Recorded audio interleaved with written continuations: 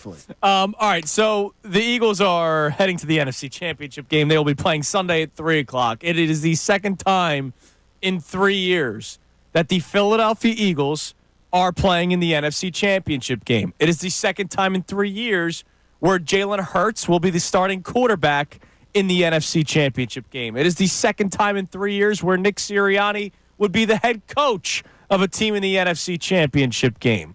That's a lot of good you're spitting out there. Why, John? I have to ask the question why.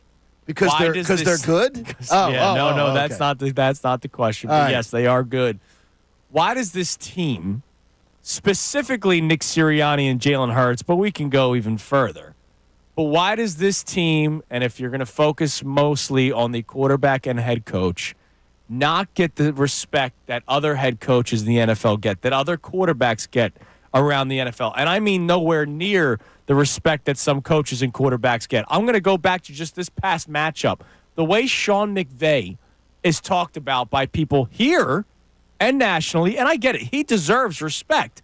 I'm not saying that he doesn't deserve the respect, but then in the same breath, it's like, yeah, Nick Sirianni's nowhere close to him, and guys, he kind of is.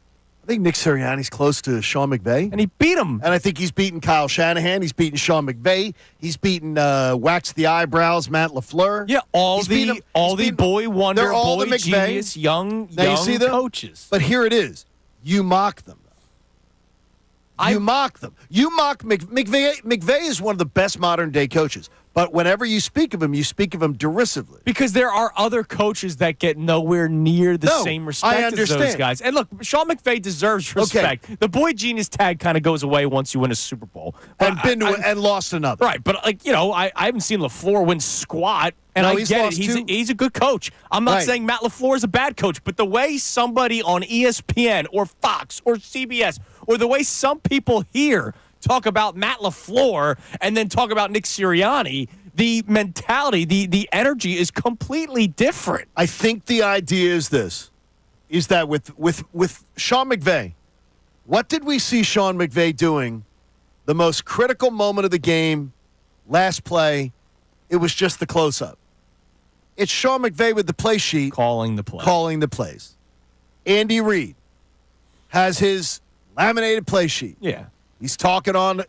Oh, and he's on a platform. No, I understand. But Sean McVay is of the same caliber of he's in charge. Yeah. He's large and in charge. But Dan Campbell gets talked about like he's the greatest thing since sliced bread. He's not calling plays. We're going to find out about what with Dan Campbell. But what Dan Campbell did, though, is Nick Sirianni took over a franchise. Yes. They had a 4-10-1. Yeah, I think it was. But they had a Super Bowl roster. Correct. And there were certain areas of the team that he took over something. Dan Campbell took over arguably the worst job in the NFL if you want to have a chance and rebuilt it. He gets a little more love. Okay. But it's disrespect. It is. I completely agree with you that it's disrespect. But Nick Sirianni walked into a building with a general manager with a pedigree, with an organization with a pedigree, and he reclaimed the decline of Doug Peterson, which I will insist to people was 3 years. It was 9-7, 9-7. You come off a Super Bowl, and I will insist Doug Peterson did less with more of any coach that I've ever seen. Right. Win a Super Bowl, and then honestly, it just went into total decline. So he gets disrespected. I love the consistency of Sirianni. I don't understand the consistency since week 6. No, the consistency of his entire career. Yeah. How many times has Nick Sirianni in his career? How many times has he coached a game where you go, his team was totally unprepared to play today? Yeah, very rarely Tampa. The Tampa game this year, but you again, no Devontae, no AJ, no Lane Johnson. We all expected that to be a loss going in.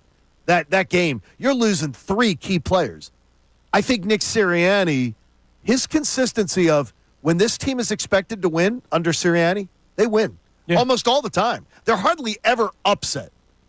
They lose games that they're not supposed to, but they are hardly ever upset compared to their peers. And I do believe, obviously, a lot of people had a certain opinion on Nick Sirianni, especially the Super Bowl year. People didn't like the mean mugging of the camera. They didn't like his actions. I'm one of them. And then because of the collapse last year, I think a lot of people did the whole, see, he really is a bad head coach. And then they bounce back this year, and there are people that would rather continue to dig deeper their opinion. We see guys like Chase Daniel week in and week out keep on digging the same hole when it comes to Jalen Hurts, and yet they're wrong week in and week out. So maybe that's part of it. And speaking of Jalen Hurts, why is the statement always, John, well, the passing game will hold them back, instead of look at how strong their run game is and how when it is time to throw the football, it's efficient. After every single game, we have to hear people break down the offense and how they stink, and they've won 16 games. It's unbelievable. They're in the NFC Championship game for the second time in 3 years with that quarterback that is constantly ripped, with that head coach that is constantly ripped. And I get it. We do it on the show. Like, we are critical. We point out bad plays. Jalen Hurts took bad sacks again in this past game. Nick Sirianni, the clock management at the end of the first half, was terrible. Very questionable, right? But we're not going over the top saying, oh, man, this could be the game that he gets fired. Jordan Schultz last week. Oh, man, they have a bad performance. They could lose. He could be fired.